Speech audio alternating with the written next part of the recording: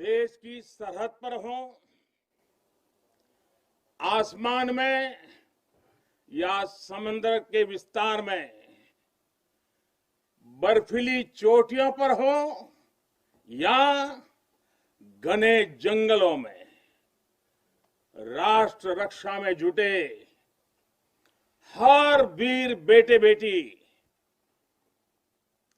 हमारी सेनाएं,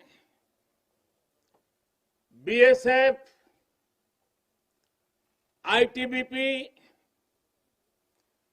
सीआईएसएफ, हर सुरक्षा बल, हमारे पुलिस के जवान, हर किसी को मैं आज दीपावली के इस पावन पर्व पर आदर पूर्वक नमन करता हूं। आप हैं तो देश है, देश के लोगों की खुशियां है, देश के ये त्योहार है। मैं आज आपके बीच प्रत्येक भारतवासी की शुभकामनाएं लेकर आया हूं। आपके लिए कोटि कोटि देशवासियों का प्यार लेकर के आया हूं। हर वरिष्ठ जन का मैं आपके लिए आशीष लेकर के आया हूं। मैं आज उन वीर माताओं, बहनों और बच्चों को दीपावली की हार्दिक शुभकामनाएं देता हूं, उनके त्याग को नमन करता हूं, जिनके अपने बेटे हो या बेटी आज त्योहार के दिन पर भी सरहद पर तैनात हैं। वे भी, परिवार के सभी लोग भी अभिनंदन के अधिकारी हैं। एक बार फिर दोनों मुट्ठी बंद करके पूरी ताकत से मेरे साथ बोलिए, भारत माता की, भारत माता की, भारत माता की। साथियों, मुझे याद है प्रधानमंत्री बनने के बाद पहली बार 2014 में दीपावली के पर्व पर मैं सियाचिन चला गया था जवानों के साथ दिवाली मनाने के लिए। तो बहुत लोगों को थोड़ा आश्चर्य हुआ, त्योहार के दिन ये क्या प्रधानमंत्री कर रहा है। लेकिन अब तो आप भी मेरे भाव जानते हैं। अगर दिवाली के पर्व पर अपनों के बीच ही तो जाऊंगा, अपनों से दूर कहां रहूंगा। और इसलिए आज भी दीपावली के पर्व आपके बीच में आया हूं, अपनों के बीच में आया हूं। आप भले बर्फीली पहाड़ियों पर रहें या फिर रेगिस्तान में, मेरी दिवाली तो आपके बीच आकर ही पूरी होती है।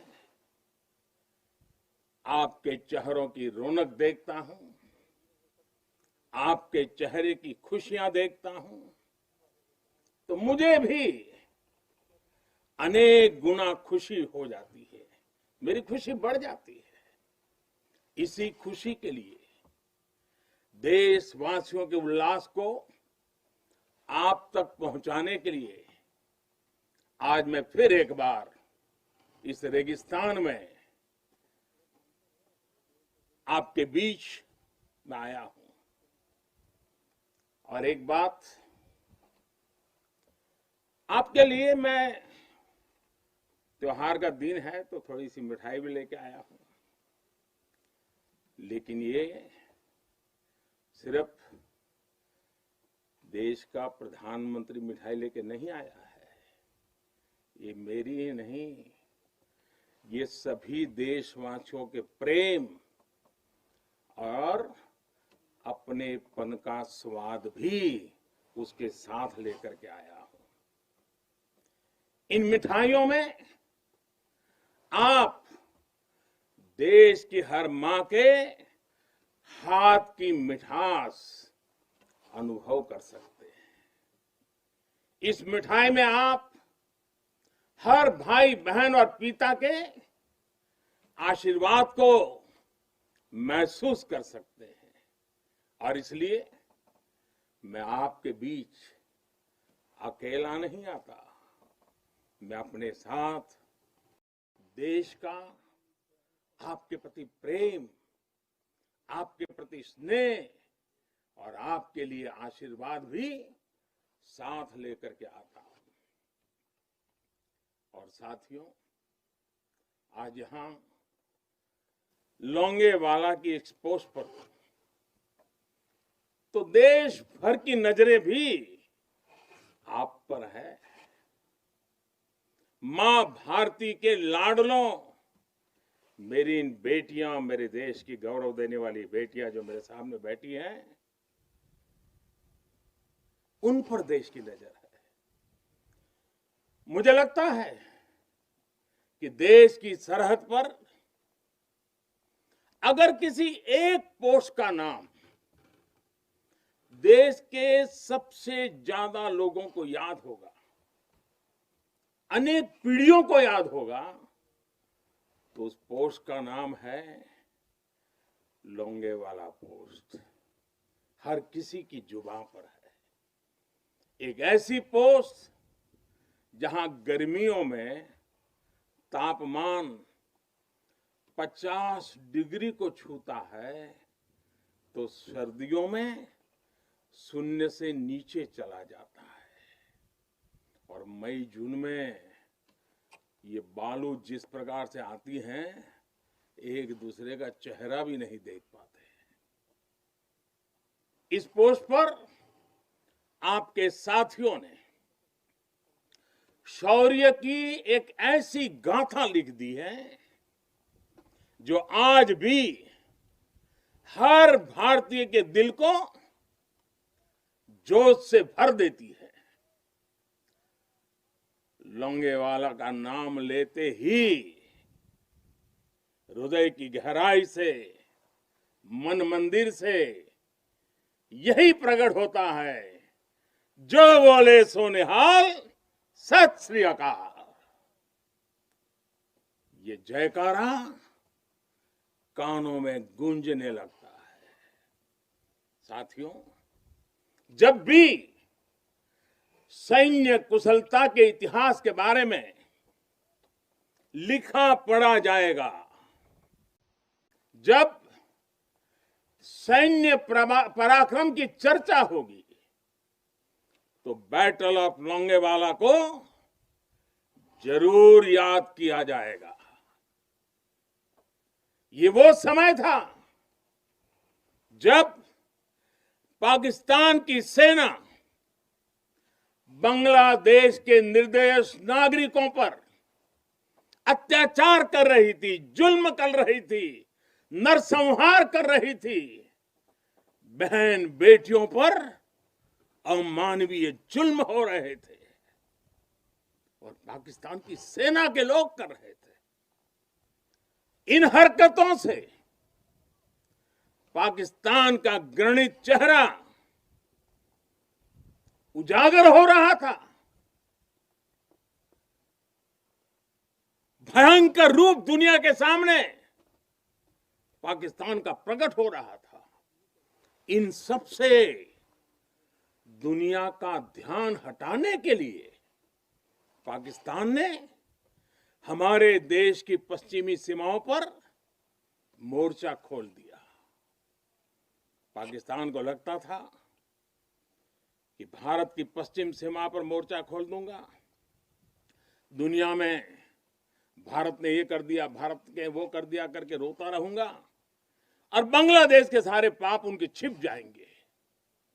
लेकिन हमारे सैनिकों ने जो मुंह तोड़ जवाब दिया, पाकिस्तान को लेने के देने पड़ गए।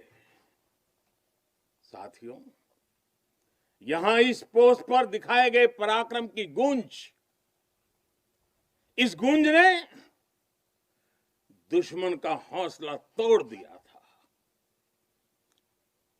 उसको क्या पता था कि हां, उसका सामना मां भारती के शक्तिशाली बेटे बेटियों से होने वाला है।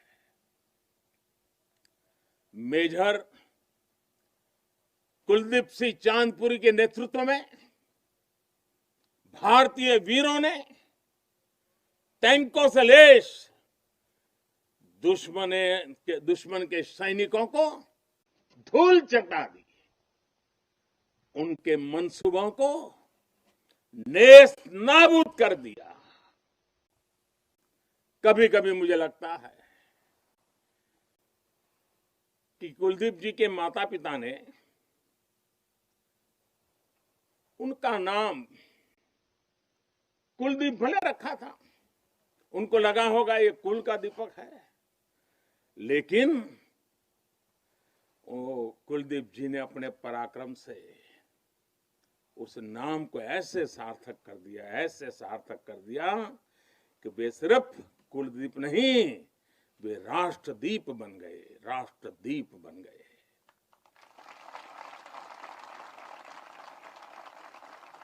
साथियों, लोंगेवाला का वो ऐतिहासिक युद्ध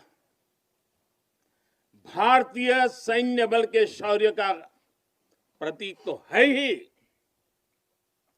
थल सेना, बीएसएफ और वायुसेना के अद्भुत कोऑर्डिनेशन का भी प्रतीक है। इस लड़ाई ने दिखाया है कि भारत की संगठित सैन्य शक्ति के सामने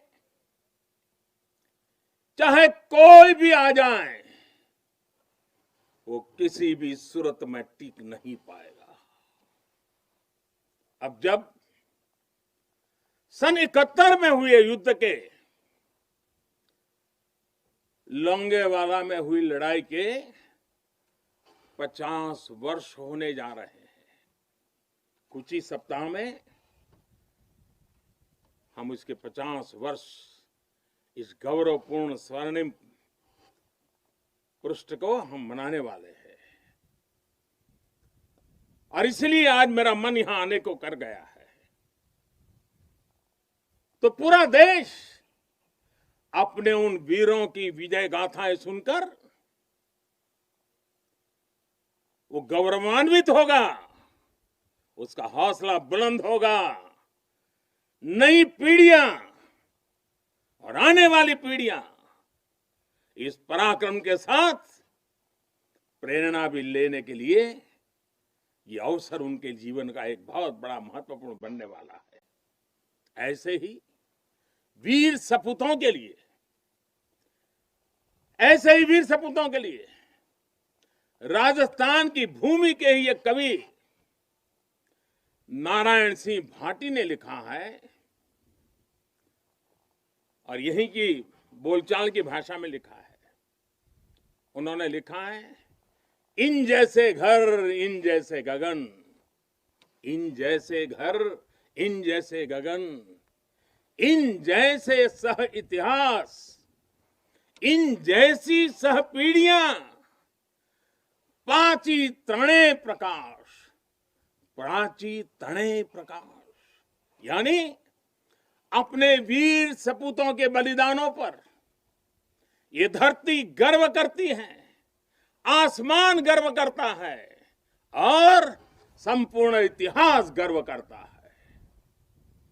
जब जब सूर्य का प्रकाश इस धरती पर अंधकार को भगाने के लिए अवतरित होगा, आने वाली पीढ़ियां इस बलिदान पर गर्व करती रहेगी। साथियों, हिमालय की बुलंदियां हो, रेगिस्तान में बालू की ढेर हो, घने जंगल हो या फिर समंदर की गहराई हो, हर चुनौती पर हमेशा आपकी वीरता हर चुनौती पर भारी पड़ी है। आप में से अनेक साथी अगर आज यहां रेगिस्तान में डटे हैं तो आपको हिमालय की ऊंचाइयों का भी अनुभव है।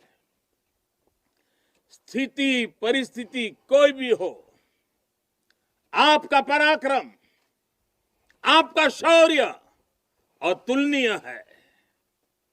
इसी का असर है कि आज दुश्मन भी ये एहसास है कि भारत के जांबाजों की कोई बराबरी नहीं है। आपके इसी शौर्य को नमन करते हुए आज भारत के 130 करोड़ देशवासी आपके साथ मजबूती से खड़े हैं।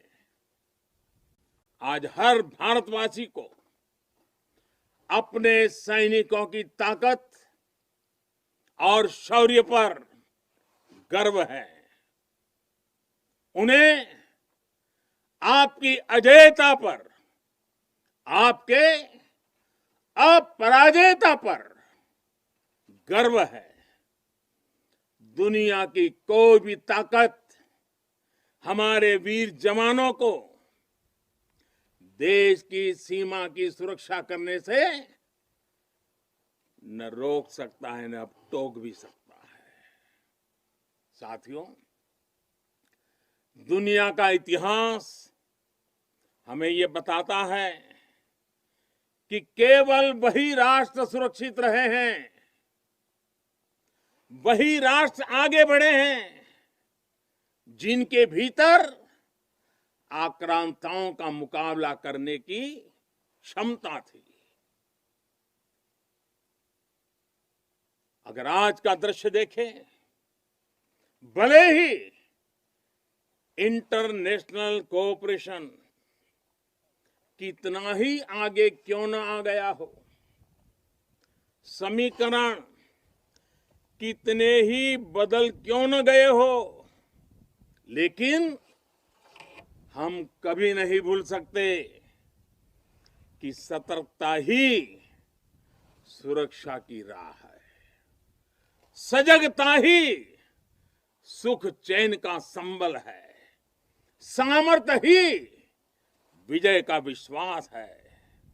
सक्षमता से ही शांति का पुरस्कार है।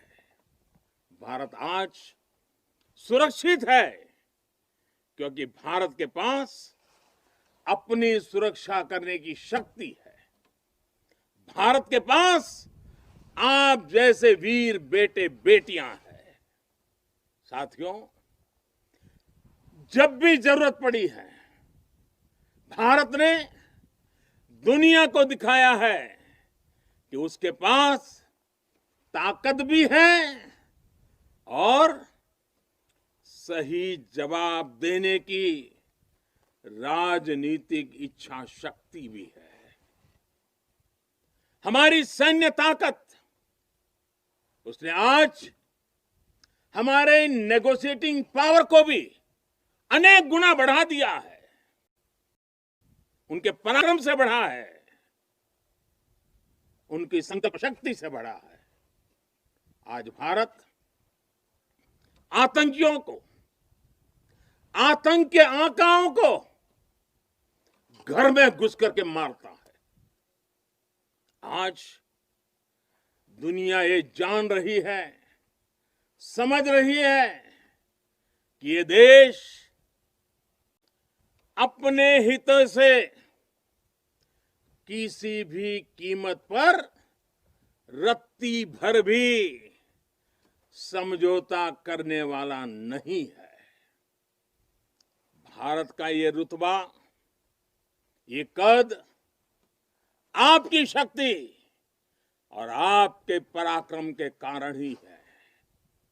आपने देश को सुरक्षित किया हुआ है, इसलिए आज भारत वैश्विक मंचों पर प्रखरता के साथ अपनी बात रखता है। साथियों, आज पूरा विश्व विस्तारवादी ताकतों से परेशान है।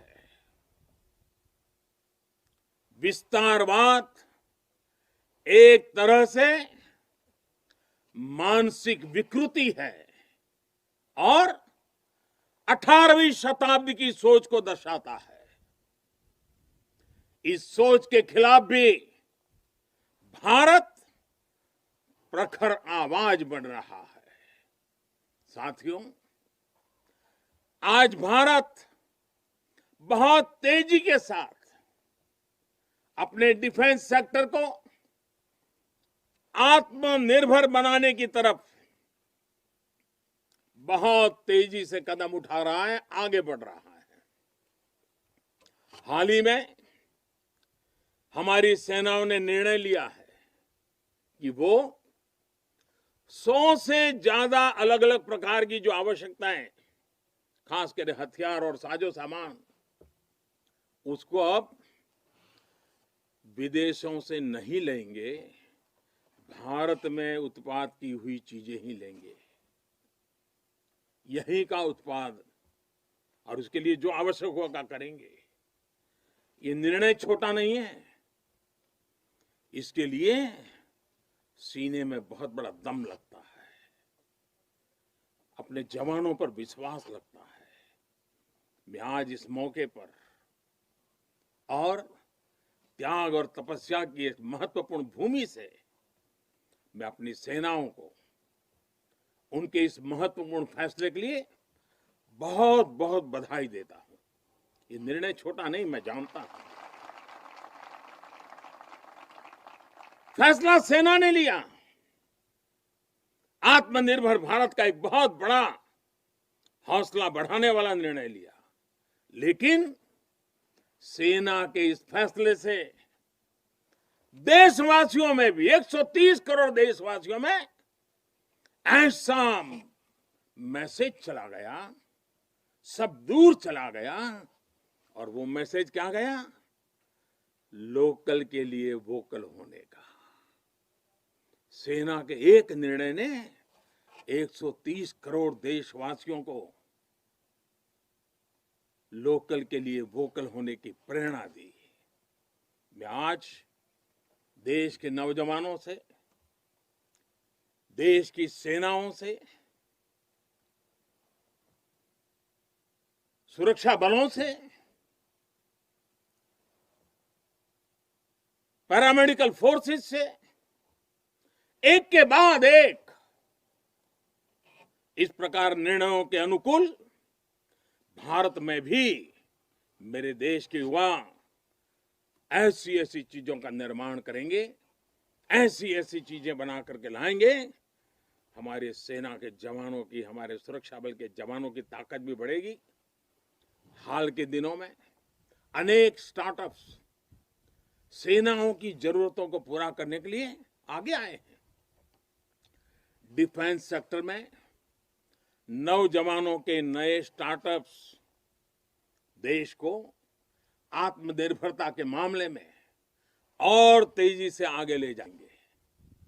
साथियों, रक्षा क्षेत्र में आत्मनिर्भर भारत देश के बढ़ते हुए सामर्थ्य का लक्ष्य है। सरहद पर शांति। आज भारत की रणनीति साफ है, भारत की रणनीति स्पष्ट है। आज का भारत समझने और समझाने की नीति पर विश्वास करता है, समझने की भी और समझाने की भी। लेकिन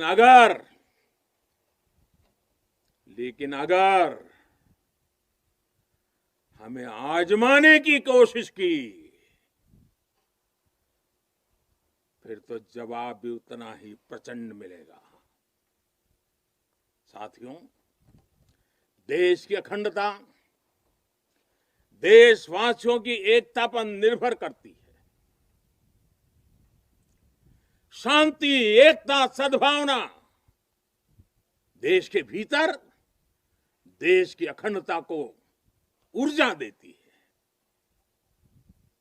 सीमा की सुरक्षा सुरक्षा बलों की शक्ति के साथ जुड़ी है।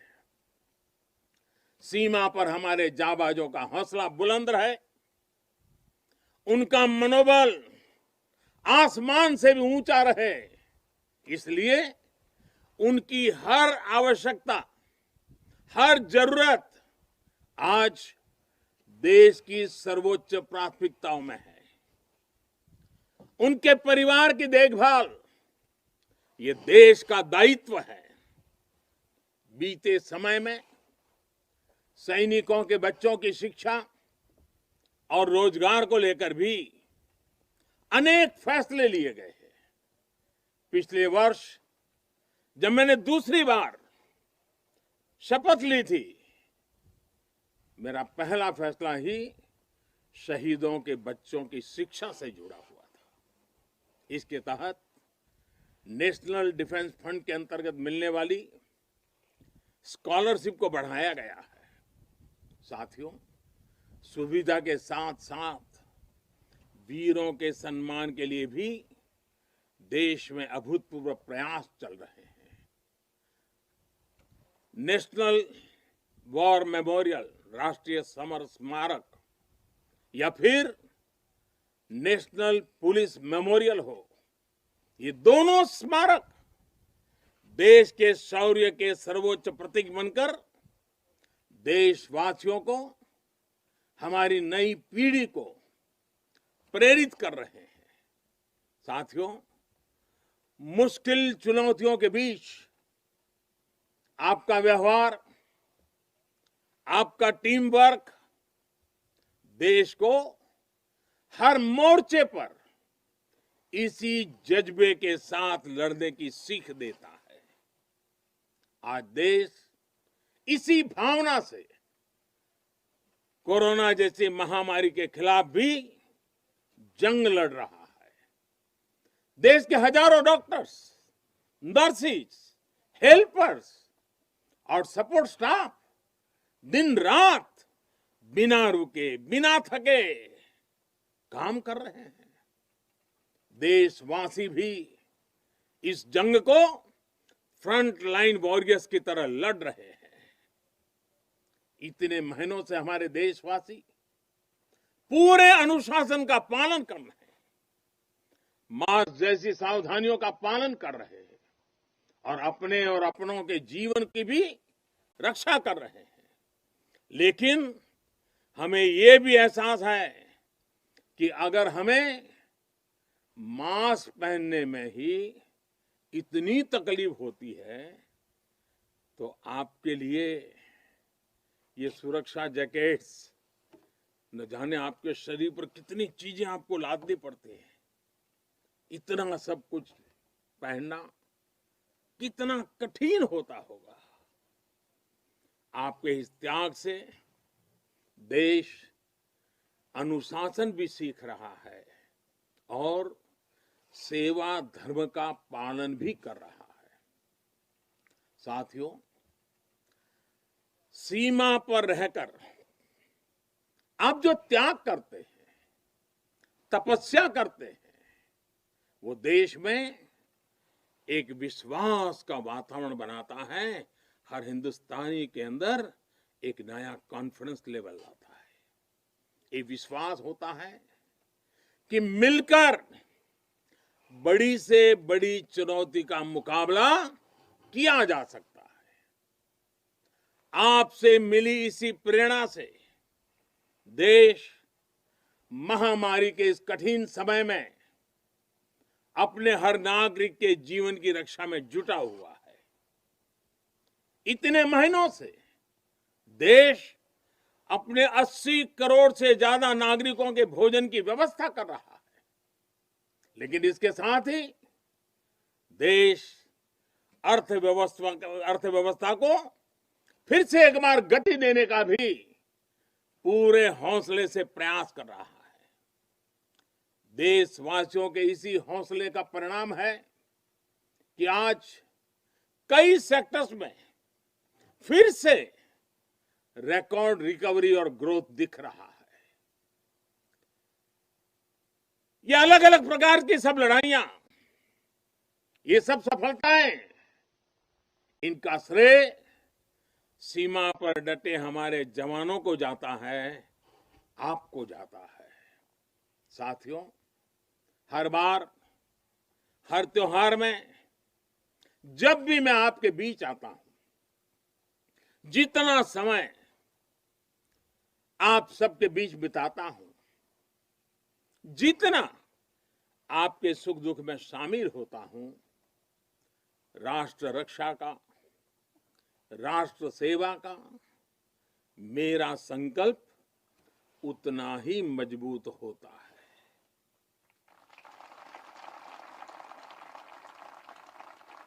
मैं आपको फिर आश्वस्त करता हूं कि आप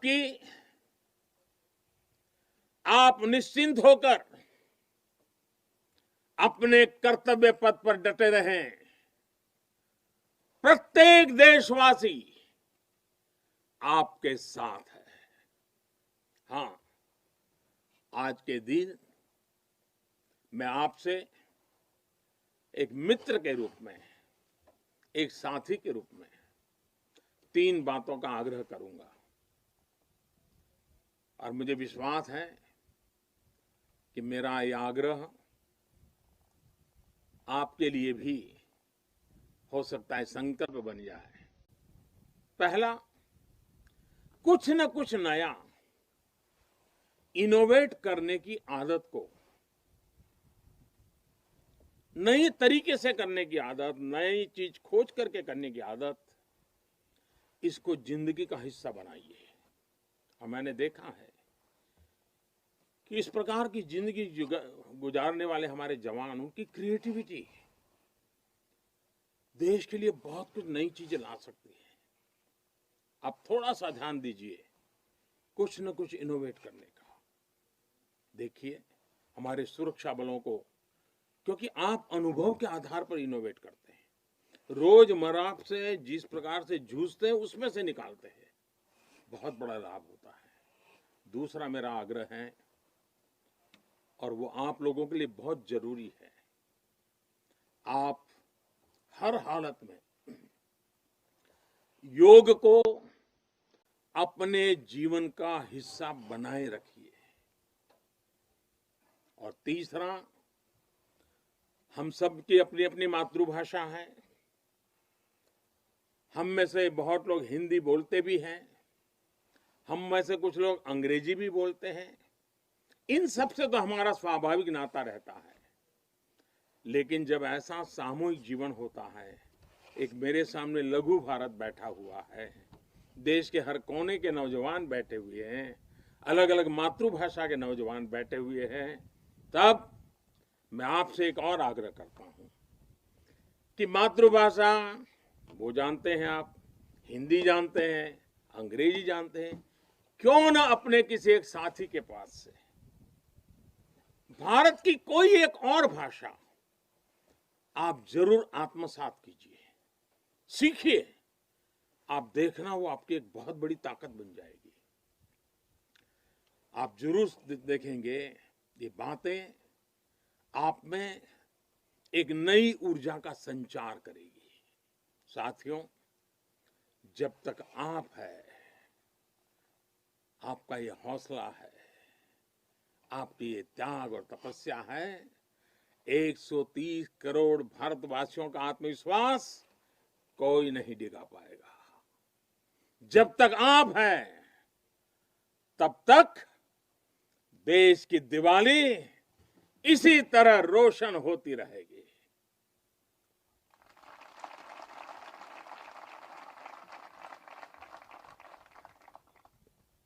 लोंगेवाला की इस पराक्रमी भूमि से, वीरता और साहस की भूमि से, त्याग और तपस्या की भूमि से मैं फिर एक बार आप सबको भी और देशवासियों को भी दीपावली की अनेक अनेक शुभकामनाएं देता हूं। मेरे साथ पूरी ताकत के साथ दोनों मुट्ठी ऊपर करके पूरी ताकत से बोलिए, भारत माता की, भारत माता की, भारत माता की, भारत माता की, भारत माता की। बहुत बहुत धन्यवाद।